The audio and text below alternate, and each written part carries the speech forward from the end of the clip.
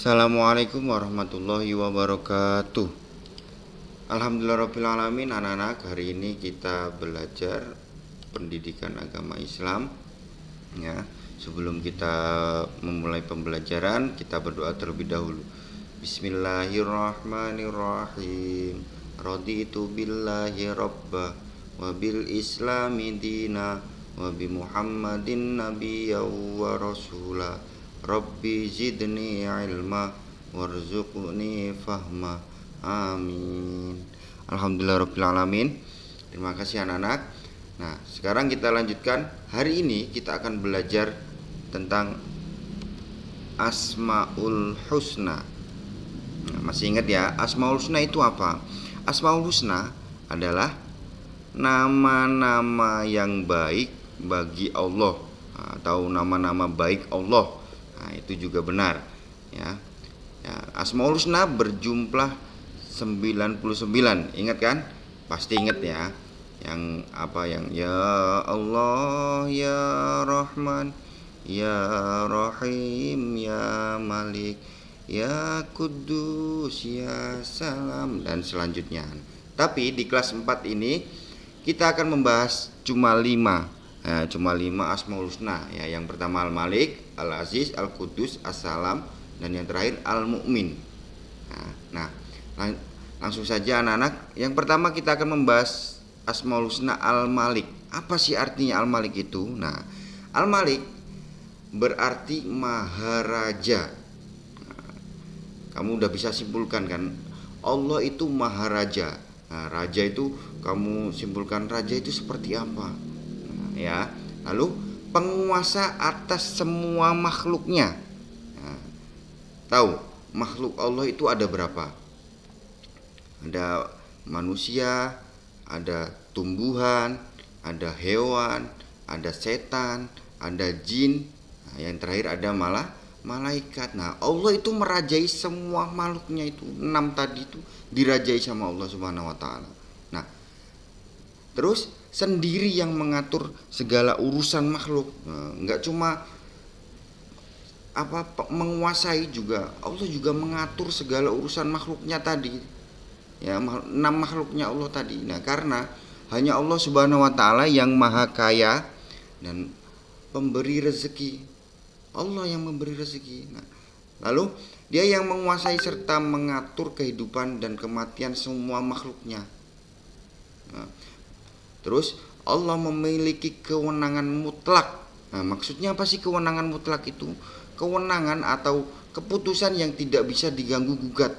Nah, Allah kalau bilang kun fayakun, pasti akan terjadi.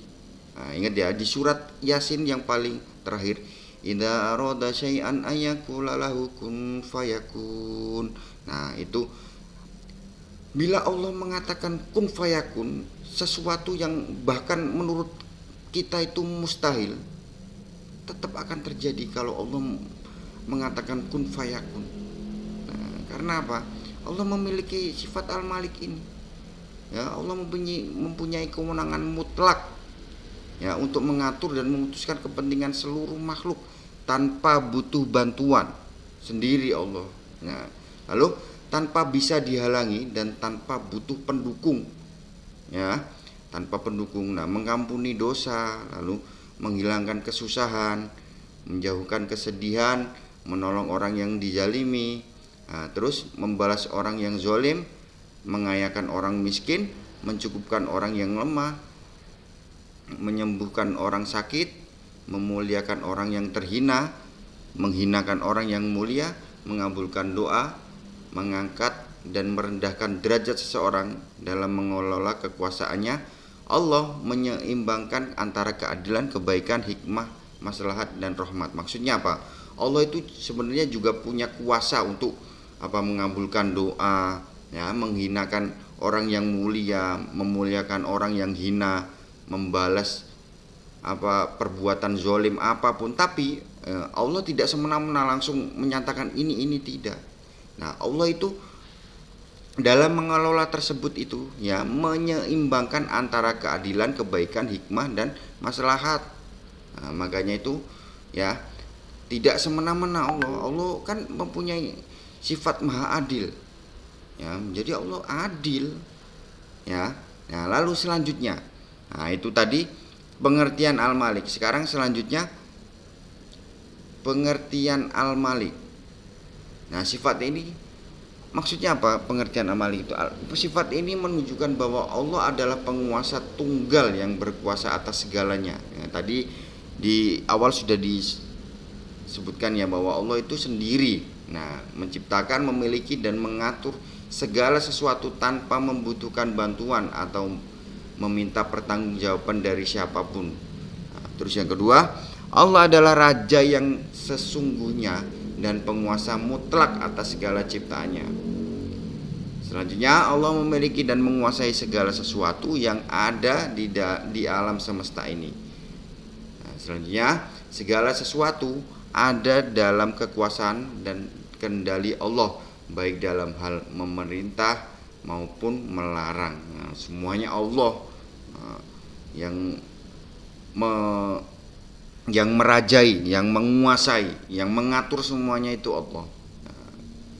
Ya, karena Allah memiliki sifat Al-Malik atau sifat Asmaul Husna Al-Malik. Nah, selanjutnya, selain kita belajar pengertiannya dan artinya, kita juga harus menerapkan Asmaul Husna Al-Malik itu di dalam kehidupan sehari-hari. Ya, caranya seperti apa? Nah, yang pertama, mengakui bahwa Allah itu adalah raja dan pemilik mutlak. Kita harus meyakini, ya, meyakini, kita akui bahwa Allah emang benar-benar penguasa atau pemilik mutlak semua makhluknya. Nah, kita harus mengakui, kita harus percaya. Nah, terus yang kedua, tunduk pada perintahnya. Nah, kemarin kita udah bahas di surat Al-Hujurat ayat 13, perintah Allah itu apa aja. Nah itu kita harus tunduk, ya, dan termasuk kita harus menjauhi semua larangannya. Kita tunduk perintahnya juga menjauhi larangannya. Terus yang ketiga, bersikap rendah hati dan tidak sombong. Karena apa? Allah itu nggak suka sama makhluknya yang sombong.